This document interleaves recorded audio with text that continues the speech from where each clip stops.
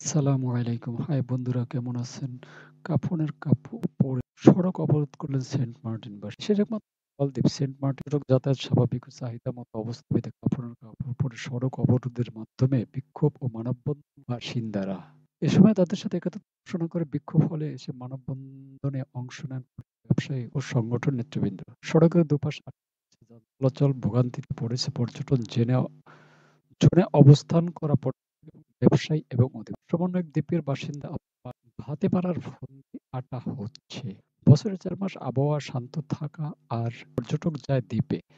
বাকি ৮ মাস সময় পরিবেশ উন্নতকরণে উদ্যোগ নেওয়া যায়। কিন্তু সেটা না করে দ্বীপের ১৫,০০০ মানুষের জীবন জীবিকা স্থবির করতেই এক পেশে সিদ্ধান্ত নিয়ে দ্বীপে পর্যটন দেওয়ার সিদ্ধান্ত নিয়েছে। আমরা আগের মতোই পর্যটক যাতায়াত স্বাভাবিক হওয়া দাবি মেনে না নিবে আমরা ততক্ষণ পর্যন্ত কক্সবাজার ছাড়ব না।